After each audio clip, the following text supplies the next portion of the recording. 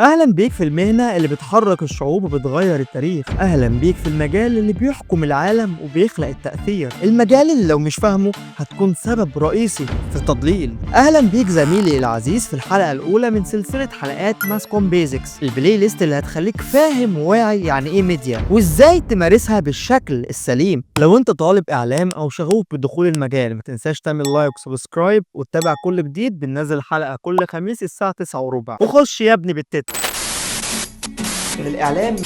أنا ماسكوم. ماسكوم بلاتفورم، بيتك للإعلام الرقمي.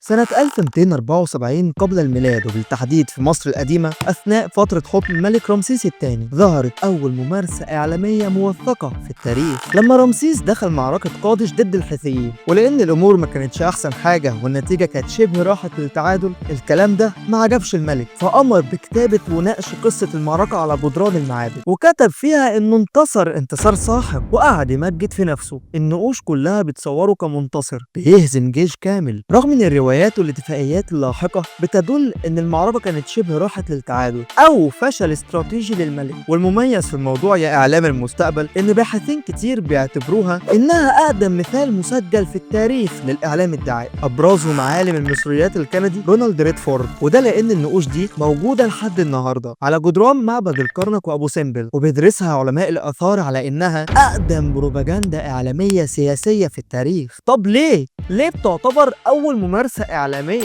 لأن ببساطة رمسيس كان فاهم يعني إيه إعلام، فاهم المعنى الحقيقي لعملية الاتصال، مش زيك كده أنت وناس كتير. ما تخافش أشرحها لك كمان شوية. قدر إنه يصنع رسالة محددة الأهداف بيتجه بيها لصناعة صورة ذهنية معينة، وإنه يخلق التأثير في الرأي العام، واستخدم وسيلة للنشر بين قوسين النقوش الجدارية، واللي نقل من خلالها للناس الرواية اللي بتخدم سياسته. يعني باختصار رمسيس عمل بروباجندا قبل الإعلام ما يبقى مهنة. تحيا مصر، الله عليك يا جدي.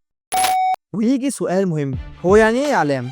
هل الاعلام انك تمسك مايك وتقف قدام الكاميرا؟ طب هل الاعلام هو انك تكتب خبر على الفيسبوك وتطلع لايف؟ ولا تجيب لي مايك من العتبه ب 200 جنيه وتنزل تسال الناس في الشارع؟ في الحقيقه زميلي العزيز ان الاعلام اكبر من كده بكتير. الاعلام سلاح ممكن يكون اخطر من نووي اللي قالب العالم وراهب الشعوب. وانا جاي النهارده احكي لك معنى ومفهوم الاعلام وازاي المجال ده بيحكم العالم وانت مش واخد بالك. خليك بقى واعي وفاهم وكمل الحلقه للاخر، عشان لو لا قدر الله كان ليك نصيب واشتغلت فيه تبقى فاهم بتعمل ايه، مش زي غالبيه الناس اللي جوه المجال وفي الغالب هم مش خريجين اعلام اصلا. يعني ايه اعلام؟ بكل بساطه هو الاخبار، التعليم، التثقيف. ده حتى باين من اسمه اعلام. انا جاي اعلمك بشيء، بمعلومات، تعليمات. عندي رساله انا جاي اقول لك على محتواها. الرساله دي مخصصه ليك انت، محتواها مكتوب علشانك ومتحدد اهدافه، ومستني كمان نتائج الرساله دي عليك، هتتاثر بيها ولا لا. وكل ده بيحصل في حاجه اسمها عمليه الاتصال. هديك نبذه عنها دلوقتي، ومتنساش تعمل سبسكرايب عشان هتكلم عنها بالتفصيل في الحلقات الجايه. الاتصال بكل بساطة هو التواصل والحديث، سواء مع شخص أو اتنين أو أكتر. عملية الاتصال لازم يكون ليها أركان محددة عشان نقدر نقول عليها إن هي ناجحة. 1. الرسالة، ودي الأهم. 2. القائم بالاتصال، وده اللي هينقل لنا محتوى الرسالة. 3. المستقبل، وده اللي هيستقبل الكلام اللي احنا هنقوله له. 4. الوسيلة، ودي الحاجة اللي هننقل بيها للناس الكلام. 5. رجع الصدى، يعني الفيدباك، من الآخر كده التأثير اللي احنا هنسيبه أو هتسيبه الرسالة، عشان من خلال الفيدباك ده هنقيم مدى نجاح الأهداف اللي احنا حاطينها للرسالة. سيبك من كلام الكتب ده كله بقى وتعالى اشرح لك بالبلدي كده عملية الاتصال عبارة عن ايه. احنا دلوقتي عشان نشرح عملية الاتصال لازم تكون فاهم ان احنا عندنا 5 عناصر لازم يكونوا متوفرين، هنشرحهم على منصة ماسكوم او قناة اليوتيوب بتاعتنا. رقم 1، القائم بالاتصال، اللي هو انا راجل، انا اللي بقوم بالاتصال، انا اللي بكلمك وبوجه لك الرسالة. رقم 2، الرسالة، وده الكلام اللي انا عمال اقوله لك دلوقتي، العلم اللي انا بنقله لك، الخبرة، المعرفة، ايا كان اللي بتكلم معاك فيه. رقم 3، المستقبل، واللي هو انت او اي شخص هيتفرج على الحلقة دي، الشخص اللي هيستقبل مننا الكلام ده كله. 4، الوسيلة، وبكل بساطة هي السوشيال ميديا او قناة اليوتيوب اللي انت بتشوفنا من خلالها، ما دي الوسيلة اللي احنا حاطينها فيها الرسالة عشان حضرتك تشوفها. 5، ودي الحاجة الأخيرة، الفيدباك او رجع الصدى، وده انا بعرفه منين؟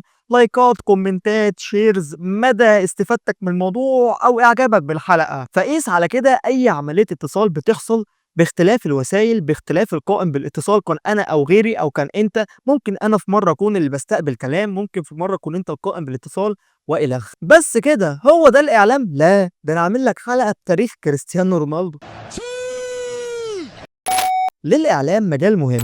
سنة 22 ظهر في المجتمع المصري حالة اجتماعية تستحق الدراسة. محمد عامل النظافة صاحب موقعة كشري التحرير، واللي بيعكس قوة وتأثير الإعلام الرقمي والرأي العام، إن الميديا قادرة تطلع شخص لسابع سما وفي لحظة تانية تنزله لسابع أرض. وده شفناه في تعاطف في البداية، ثم اضطهاد وغيرها من مواقف كتير. الإعلام مش بس وسيلة لنقل المعلومات، ده ليه أدوار كتيرة. وعلى ذكر رونالدو، تعال أقولك على أهم 7 أدوار بيقوم بيها الإعلام. رقم 1، نقل الأخبار والمعلومات، بيوصل للناس اللي بيحصل محليا وعالميا. 2، تكوين الرأي العام، الإعلام بيأثر على طريقة تفكير الناس وموقفهم من القضايا. 3، الرقابة على السلطة، أيوة ما تتخضش، الإعلام بيكشف الفساد وبيحط ضوء على اللي بيحصل في الكواليس. 4، التثقيف والتعليم، بيشرح مفاهيم، بيقدم معلومات، بيبسط العلوم.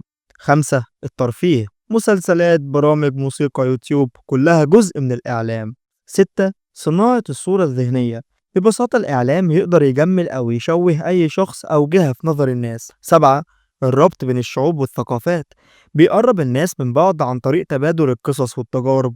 وطبعا انت مش ناسي الجملة الأشهر، جعل العالم كأنه قرية كونية واحدة.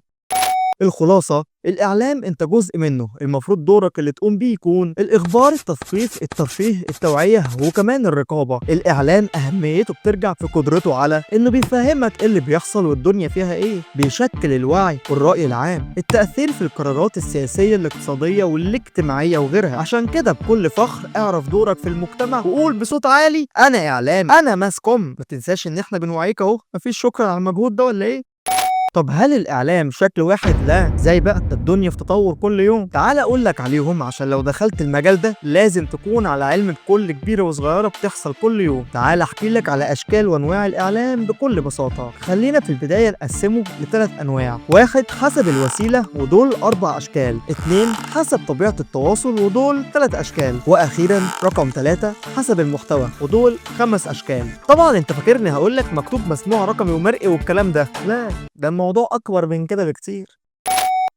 أول نوع حسب الوسيلة، وده هنقسمه ل4 أشكال: إعلام مطبوع، إعلام إذاعي، إعلام مرئي، والإعلام الرقمي. الإعلام المطبوع اللي بيتمثل في الجرائد، المجلات، النشرات، إعلام إذاعي وده الراديو. أما الإعلام المرئي فهو التلفزيون. الإعلام الرقمي بيتمثل في الإنترنت، مواقع التواصل، وأي حاجة بتشوفها على الشبكة العنكبوتية. 2، حسب طبيعة التواصل، وأبرزهم الاتصال الشخصي والجماهيري. الاتصال الشخصي ده اتصال ذاتي، أنا وأنت، أنت وأنا، أبعت لك رسالة، أتكلم معاك في محادثة خاصة، اولع لك بالولاعه تطفيها تقولي هف.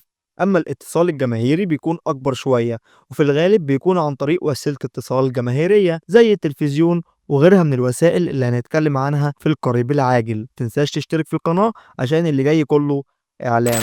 تالت حاجة حسب المحتوى، وركز فيها عشان لو هتقدم محتوى ولا حاجة تكون فاهم بتقدم ايه. 5 فئات ممكن تتكلم فيهم مع الناس: إعلام إخباري، إعلام تعليمي أو تثقيفي، إعلام ترفيهي، إعلام توعوي أو تنموي، إعلام دعائي تجاري أو سياسي. للأسف زميلي العزيز، هنا قد انتهينا، ولكن ما تنساش تعمل حاجتين. رقم 1، لو بتحب الإعلام ومهتم بيه، عاوز تدرسه أو حتى تشتغل فيه، فماسكوم هتكون مكانك الوحيد وبابك الأول للفرص. هنقدم لك كل الأساسيات الإعلامية اللي انت فعلا محتاجها، وخليك فاكر إننا هنساعدك وهتاخد خلاصة التجربة. 2، عاوز تدريب، كورسات، إيفنتات، أو حتى فرص عمل، لازم تملى الفورم ده واللي هسيبهولك في أول كومنت أو في الديسكريبشن. ببساطة دي VIP ليست للطلاب VIP الخاصة بالمنصة، واللي هيكون ليهم الأولوية في كل الفرص اللي هتيجي قدامنا. وخلي بالك عشان احنا معانا فعلا ناس اشتغلت من خلالنا. وبالمناسبة القائمة دي بتتجدد كل فترة وبيكون ليها شروط، والطلاب اللي بتسجل فيها بيكون ليها الأولوية في كل شيء. ده غير التدريب الشخصي المجاني بنسبة 100% اللي بتوفره لك المنصة، وبنختار واحد كل شهر، بنختاره يكون معانا لمدة 6 شهور، ولما بيثبت كفاءته بنوفر له فرصة تدريب عملي حقيقي، من ثم فرصة شغل. كان معاك الإعلامي أحمد حسن، ولو ما تعرفنيش فخش شوف الفيديو اللي هسيبهولك في الآي4. وخليك فاكر ان الإعلام مش مجرد مهنة، والميكروفون مش مجرد آلة، ده سلاح للي عنده رسالة. ماسكوم بلاتفورم، بيتك للإعلام الرقمي.